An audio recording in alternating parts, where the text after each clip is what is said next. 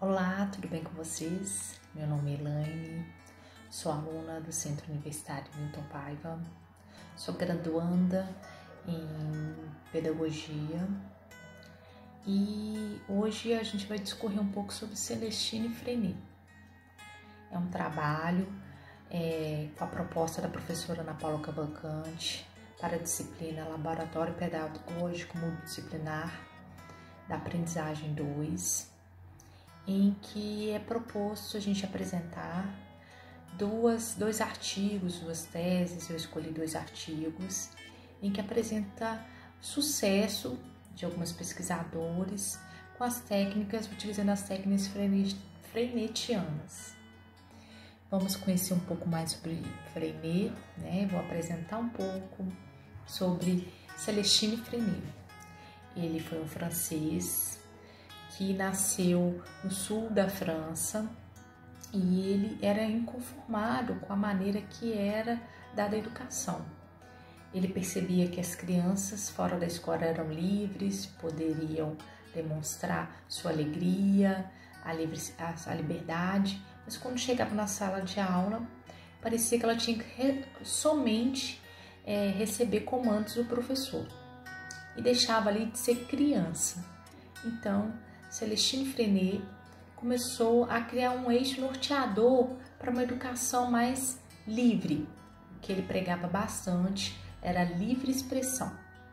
Freinet, entre várias técnicas em que ele queria essa liberdade, esse envolvimento da criança, do aluno, da criança na sala de aula, ele criou algumas técnicas que ficaram conhecidas como técnicas freinetianas, em que é a roda de conversa, o jornal de parede, também as aulas passeios, o livro da vida e os cantos de estudo.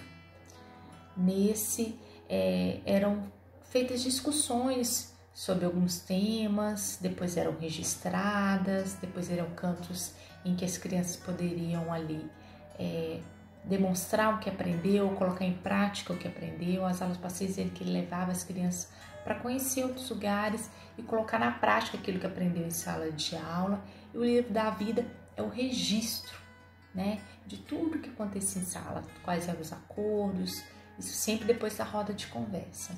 Então era sempre uma educação voltada para a prática, né, em que a teoria e a prática andavam juntas. Então, como ele foi um importante pedagogo, professor, ele inspirou vários autores, vários estudantes a implementar essas técnicas. A gente já deve ter passado por uma delas na nossa idade escolar, as excursões, né, as rodas de conversa. Alguma dessas é uma inspiração nas técnicas freinetianas. A primeira que eu vou apresentar é um artigo de três educadoras. Uma é a prática da tese de doutorada da Ana Laura Ribeiro, que também é autora do artigo, Eleusa Aparecida de Lima e Amanda Valingo. O artigo ficou intitulado Pedagogia Freinet e a Escola do Século XXI, Perspectiva Humanizadora para o Trabalho Pedagógico. A Ana Laura era uma professora do ensino infantil na cidade de Cubatão, em São Paulo, em que ela apresentou essas técnicas e colocou na prática isso, e depois se transformou no ano de 2016, foi no ano de 2011, 2012, ela ficou 2 anos com uma boa parte da turma, em que ela pôde comprovar bastante essas experiências, e depois virou a tese de doutorado da professora Ana Laura. E ela teve resultados muito positivos, em que irei apresentar agora para vocês os relatos dela e também com a ajuda das outras professoras, né? A professora foi a Ana Laura, professora pesquisadora, e as outras corroboram com essa ideia das técnicas freinetianas ser um sucesso nas escolas. Todos os dias, a professora Ana Laura fazia uma roda de conversa com os alunos, em que havia um momento de interação entre professor, crianças, e entre as crianças também, em que eles discutiam sobre os projetos, sobre os momentos que eles iriam trabalhar aquela semana e a escolha do ajudante do dia também. Logo depois dessa roda de conversa, tudo que foi relatado através dos projetos, através das conversas, vai para o jornal de parede, em que as crianças, junto com a ajudante do dia, elas desenham as suas vivências, elas trazem notícias de casa, em que a gente depois vai poder ver, em que uma notícia que estava lá era que os pais iriam casar. Eles relatam isso e eles fazem um desenho. A criança faz um desenho dos pais casando. Esses documentos, como é feito diário, durante um mês e meio, entre 20 a 30 desenhos, entre os desenhos, registros, né? Melhor dizendo, são arquivados, as crianças arquivam, cada criança arquiva o seu trabalho, depois foi entregue aos pais. Tudo isso é acordado junto com os pais e é um trabalho entre a família e a escola. Quando as crianças chegam com esse documento, com esses registros, os pais são orientados a conversar com a criança, a mostrar, a estimular o que elas aprenderam. E sempre que necessário, os pais interagirem, contarem, mostrarem, né? Tudo de uma maneira em que também os pais são envolvidos nesse projeto. Alguns desses projetos acabavam se tornando, depois das rodas de conversa, em aulas passeio. Algumas eram feitas em torno da escola, em correios, praças próxima à escola, em que poderiam ir a pé, né, sempre com autorização da família, com acompanhamento às vezes da família também para ajudar, porque já que são crianças pequenas, tem que haver o envolvimento da escola, dos funcionários, da família, e também passeios que exigissem transporte, como também ao zoológico, cinema, e que também também é muito divertido, em que as crianças podem ver na prática também todas as vivências que elas têm na sala de aula, na escola. Outra técnica freireana que a professora, a pesquisadora adotou foi o livro da vida.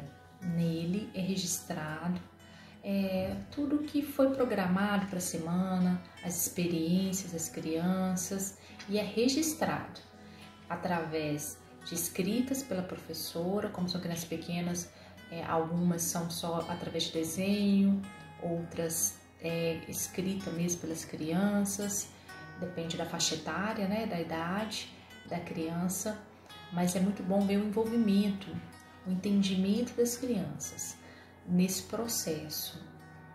Podemos verificar pelo relato da professora e também das escrituras do artigo, em que o projeto foi um grande sucesso, que essa tese de doutorado demonstrou que as técnicas freireanianas, elas trazem resultados muito positivos. Elas puderam observar e demonstrar através desse artigo que tornam crianças mais interessadas, que fazem parte desse processo de ensino e aprendizagem, que é o envolvimento das crianças, da família, da comunidade escolar como um todo, e que essa prática a gente forma alunos, cidadãos mais humanos, mais envolvidos no processo, e o maior interesse no processo de ensino e aprendizagem, e o maior interesse dele na sala de aula. Então, o que elas tentaram demonstrar nesse artigo é que a gente tem que haver uma inovação. Em alguns momentos realmente vai ter a sala de aula, né, um pouco mais tradicional, mas a gente tem que tentar criar estratégias baseadas nas técnicas freireanianas, que vai envolver a criança em todo o processo escolar e que os frutos são muito positivos. Agora eu vou apresentar o segundo artigo. Ele é de uma mestranda de uma universidade na Argentina. Ela também vai apresentar relatos de experiências dela em uma escola sobre a técnica freireana aula-passeio. Ela destaca da dificuldade de fazer essas aulas passeios e da resistência tanto da comunidade, dos pais, quanto da equipe pedagógica em fazer as aulas passeios, já que são crianças bem pequenas. É um desafio, né? Ela relata que ela teve, sempre quis fazer, implementar, mas sempre houve uma resistência dos pais e da equipe pedagógica. Mas ela demonstra dentro da sua pesquisa que é possível, que são grandes desafios, mas que são possíveis superá-los. E ela é no Rio de Janeiro, ela apresenta um projeto, ela destaca essa importância da técnica de aula passeio, em que a criança acaba se envolvendo mais, quando ela está fora da escola, às vezes certo tipo de atitude que ela teria em ficar presa em uma sala de aula, ele em uma aula externa, com outras vivências, coisas para observar, há um interesse maior das crianças.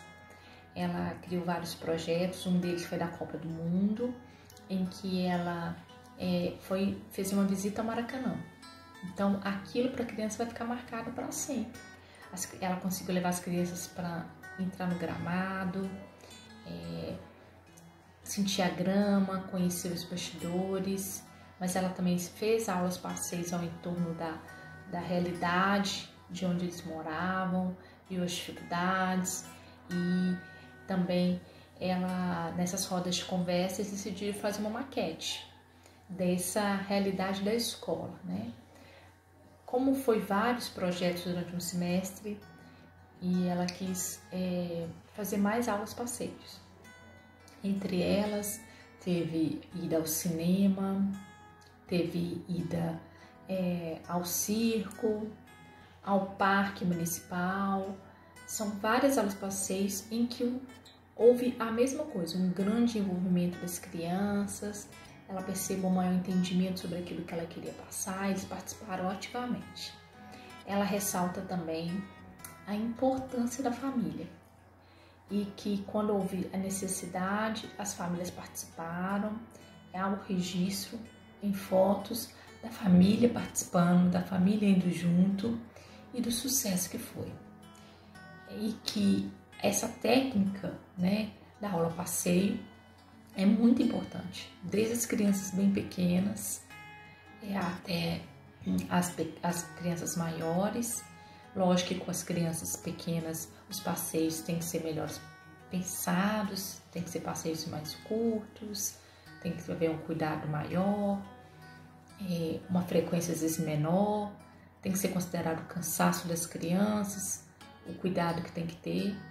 E a maiores a gente faz uma adaptação e acaba sendo um pouquinho mais longo, dá para fazer com uma frequência maior. E um ponto importante que todas as duas autoras falam é desse envolvimento da família, o quanto que é importante o envolvimento da família, passar segurança e convidar a família para participar junto de todo esse processo. Dá para perceber que há sempre essa interação com a família e o quanto é importante. Isso para todo o processo.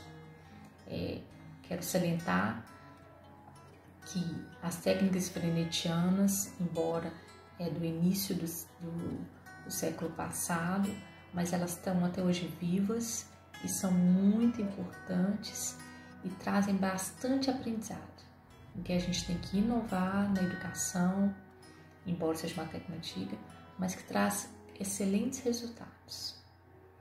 Um abraço a todos e foi um prazer falar um pouco mais sobre Celestine Freinet.